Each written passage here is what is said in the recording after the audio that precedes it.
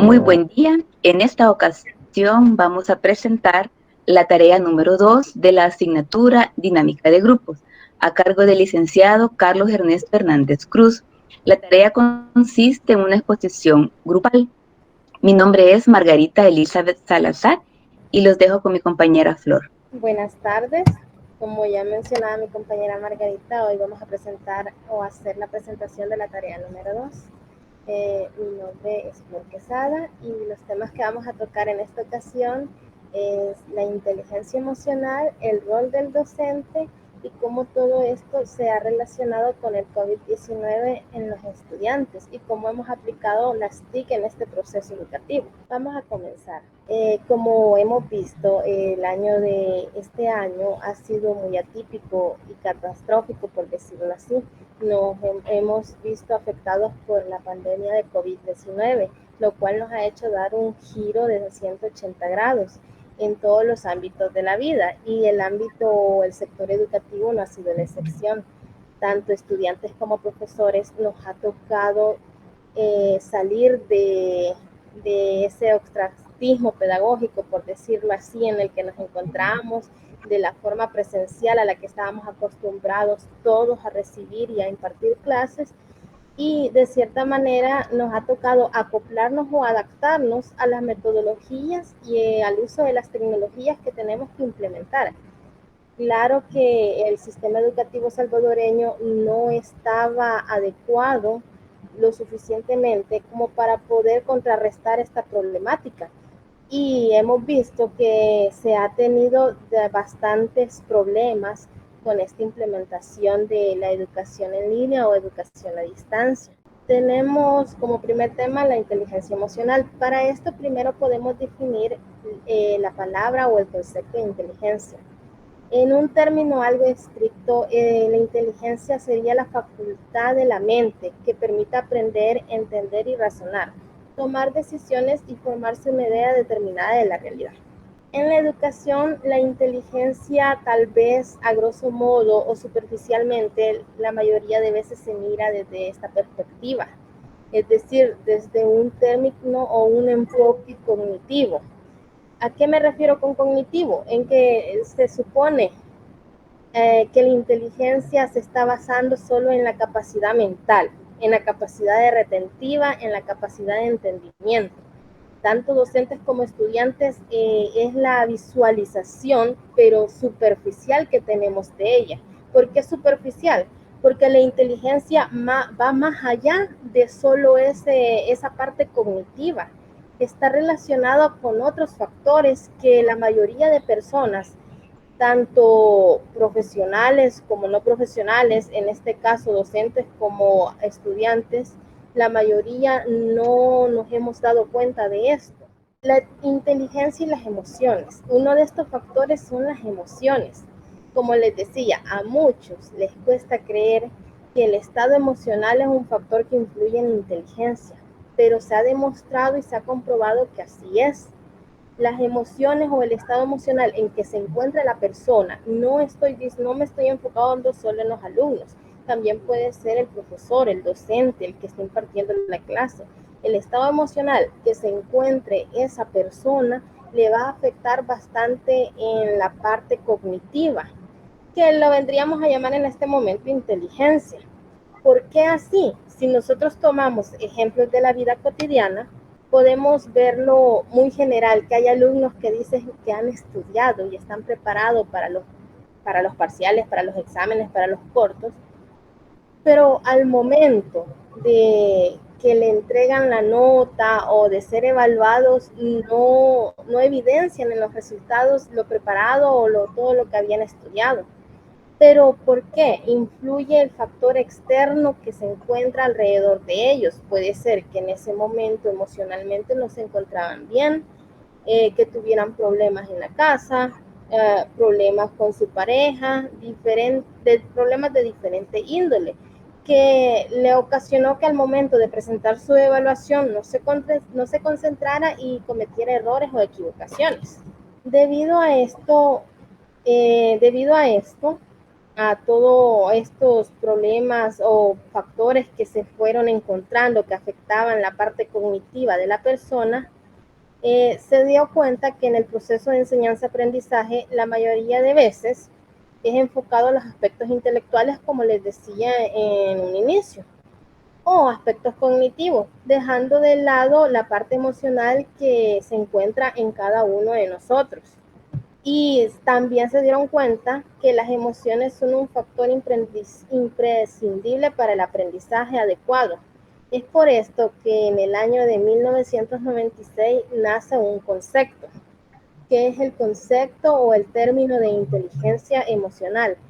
Todo esto viene a darse después de que se empezaran a conocer las diferentes inteligencias, como las inteligencias múltiples y otros tipos de conceptos. Por último, se dio el concepto de inteligencia emocional, cuyo autor fue Daniel Goleman.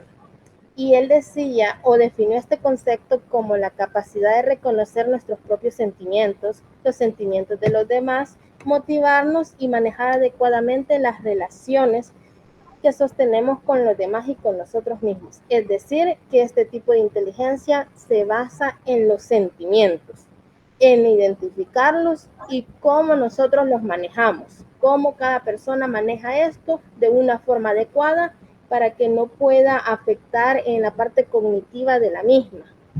Siendo docentes debemos de entender el grado de complejidad que tiene este concepto o las emociones dentro del proceso de enseñanza-aprendizaje, ya que tenemos que entender como docentes que los alumnos no son robots, e igualmente como personas, que nosotros tampoco somos robots, todos tenemos emociones. Las emociones, como nos dicen en los documentos que se nos ha compartido en la cátedra, está difícil de darle un concepto determinado, ya que estas se dan por diferentes causas y en diferentes momentos. Todo el día no andamos con el mismo estado emocional, siempre vamos variando determinadamente como se nos va presentando diferentes situaciones. La inteligencia emocional en este esquema tiene las siguientes partes. La habilidad social, que es la capacidad de lograr las conductas deseables por los demás sin manipular. ¿Cómo así? O sea, tratar de manejar las conductas que vienen ocasionadas por ciertos sentimientos o por ciertas emociones, pero sin tratar de influenciar directamente, es decir, de llegar a la manipulación. Tenemos la empatía, que la empatía es la capacidad o el conocimiento de las emociones ajenas y cómo podemos entenderlas y manejarlas también. La motivación, que son las situaciones que guían el logro y a la realización de la acción. O sea, son todas aquellas situaciones que nos ayudan a llegar o a poder tener un proceso mejor de discernimiento, tanto intelectual como emocionalmente. La autorregulación, que es la forma en cómo cada persona va a manejar las emociones que se le vayan manifestando en cada momento. Y por último, el conocimiento de uno mismo, que sería conocernos tal cual somos y poder identificar las emociones que nos están afectando, ya sean positivas o negativas, para de esta manera poder manejarlos de una mejor manera. En este año el sistema educativo, como les decía, ha sido afectado, ya que hemos tenido la pandemia del COVID-19. Ha sido un explote desmedido, una explosión desmedida de emociones, de sentimientos, ya que hemos pasado de lo presencial a lo virtual, y esto ha sido tanto como para docentes y estudiantes. Obviamente los docentes tuvieron que acoplarse, adaptarse y tratar de obtener los recursos necesarios para esta situación, cosa que ha causado estrés, depresión y ansiedad. También a los alumnos, que se puede decir que han sido más afectados en su medida, porque hay muchos alumnos y más que todo instituciones públicas que carecen de los recursos necesarios. ¿Y cómo creen que esto ha sido manejado en ellos? Ha tenido alguna influencia negativa, se ha presentado estrés, ansiedad y depresión. Mi compañera Margarita va a seguir hablándoles sobre los siguientes temas. Bueno, muchas gracias, Flor. Yo voy a continuar con el desenvolvimiento de los temas. Yo voy a hablar un poco del papel del docente. Y para iniciar, quiero compartir esta frase. Dice, la irrupción de las nuevas tecnologías nos obliga a educar a los niños de una manera distinta. Esta es una frase de Howard Gardner, que hace más de 3 décadas revolucionó el mundo de la psicología con el concepto de inteligencias múltiples. Así vemos, ¿verdad?, que la idea de las inteligencias múltiples tiene ya mucho tiempo. Bueno, siempre hablando del docente, aquí hay una frase, una cita bastante importante que dice que el papel del docente es clave. Máxime si a través del aprendizaje se procura el promover habilidades cognitivas y las capacidades emocionales que le permitan un aprendizaje autónomo y permanente que puedan utilizarlo en situaciones y problemas más generales y significativos.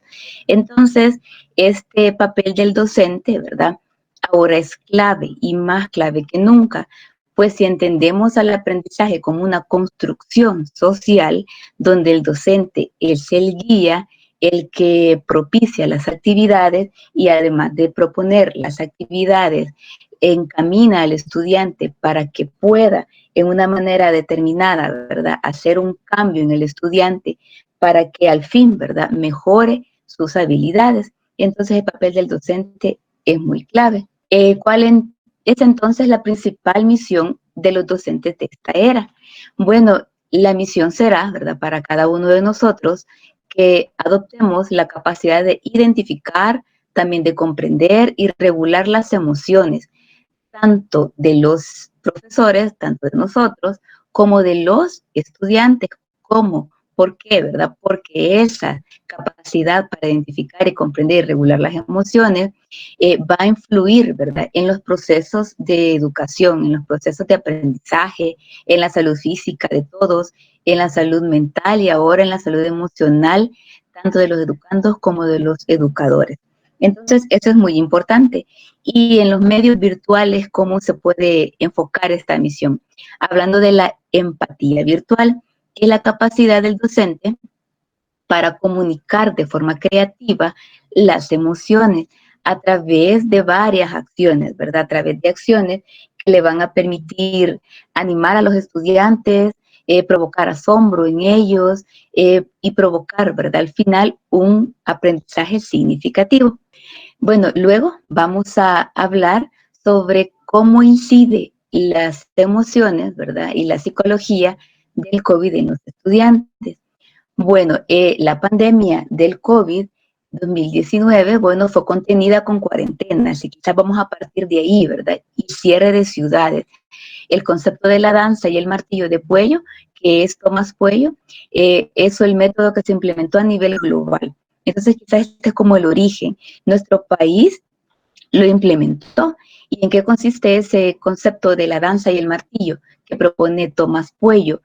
El martillo es, ¿verdad?, la forma autoritaria que los gobiernos confinaron a las personas y que las obligaron a estar en cuarentena y el cierre de todos los lugares y aquellas infracciones, ¿verdad?, o delitos que se podían cometer si usted salía. Entonces ese es el martillo, el sistema autoritario, ¿verdad?, que obligó a los gobiernos a implementarse. ¿Por qué? Porque era necesario contener la pandemia. La danza es el concepto de cuando ya se termine la cuarentena, pues las personas ya podrán salir, ¿verdad?, con el hecho de que ya no están llenos los centros de asistencia de salud y que se ha reducido en gran medida el impacto de la pandemia. Entonces, este fenómeno, esta estrategia que ocuparon los gobiernos causó, ¿verdad?, una incidencia emocional y psicológica en la población. En nuestro país, ¿verdad?, se implementó esa medida y el 11 de marzo del 2020 el Ministerio de Educación, Ciencia y Tecnología, llamado ahora Mineducit, suspendió las clases presenciales, ¿verdad?, para todo el sistema educativo público y privado de todo nuestro país. Ella desarrolló 3 estrategias, ¿verdad?, diseñadas en 3 fases. La primera fase, que es la fase que causó más estrés, tanto para maestros como para estudiantes, es la fase donde le adjudicó, ¿verdad?, a los profesores realizar guías y que fueran ellos los que realizaran las guías. Y que se las enviaran, ¿verdad?, a los estudiantes sin tener, ¿verdad?, para muchos casos comunicación con ellos a través de medios virtuales. Luego, la segunda fase, pues ya el ministerio se hizo cargo, ¿verdad?, de las guías, las imprimió, las compartió indicadores de logro priorizados con los docentes. Y la tercera fase ya es una fase multiplataforma donde se abrió, ¿verdad?, el canal 10 para dar clases, ¿sí? Y ya fue otras medidas. Bueno, aquí hay algunas medidas que causaron estrés, ansiedad y depresión en los estudiantes, porque esos son los factores. ¿Qué factores son entonces? Bueno, el Mineducit no cuenta con un currículum para la modalidad en línea. Nosotros nos vimos obligados, ¿verdad?, a tomar el plan de estudios y recurrir, ¿verdad?, a dar las clases en base a indicadores de logro que priorizamos, ¿sí? Entonces, el ministerio no cuenta con un currículum para modalidad en línea. Eso causa, ¿verdad?, estrés y causa que no se haya qué hacer. Otro, que los docentes no estaban preparados y enviaba guías de tareas por WhatsApp o correo, que es lo medio que tenían, ¿verdad? Todavía no había una plataforma, digámoslo así, oficial, ¿verdad? Luego, las familias con varios hijos no tenían el equipo para cada uno de los mismos, y los horarios, ¿verdad?, pues no tenían tampoco ese horario que les pudiera permitir, ¿verdad?, repartirse el equipo. Y los estudiantes que no tenían, ¿verdad?, quien les ayuden o les orientaban en casa, fue, ¿verdad?, algo muy, muy notorio, que es muy diferente, ¿verdad?, mandar a un niño en la escuela y que el maestro dé las indicaciones a que el papá asuma ese papel, ¿verdad? Y causó mucho estrés en los padres. También es difícil garantizar el feedback del estudiante, pues hay muchas distracciones. No es lo mismo estar en casa, ¿verdad?, y creer que allí voy a asumir mi papel de aprendizaje que tenía en la escuela. Entonces hay demasiadas distracciones. Y luego, que la situación económica por la cuarentena afectó, ¿verdad?, la economía familiar en todos sus ámbitos, ¿verdad? Muchos perdieron el trabajo, se vieron en una crisis económica y emocional por la pérdida de ese trabajo. Bueno, acá vamos a hablar un poco de la implementación de las TICs, y con esto vamos a iniciar, ¿verdad? En este mundo actual, ¿verdad?, donde el dominio de las tecnologías de la comunicación y la información, que son las TIC, donde las posibilidades de comunicarse entre las personas han crecido muy grandemente, ¿verdad?, en todos los órdenes de la vida, pues afecta, ¿verdad?, tanto en aspectos cognitivos como emocionales. Y hay algunas patologías, ¿verdad?, que se ven más negativas, pues a muchos, ¿verdad?, les causa este uso, ¿verdad?, más que todo en los jóvenes, de uso de las redes y de las exposiciones que se dan en ellas, ¿verdad?, les puede causar depresión, ansiedad, estrés, y muchas veces, ¿verdad?, esto es muestra del analfabetismo, ¿verdad?, que hay en cuestiones emocionales, ¿verdad? No podemos manejar una red, ¿sí? Y muchas veces no lo hacen. Bueno, ¿cuál es el reto? El reto para nosotros los docentes, ¿verdad?, es preparar un equipaje.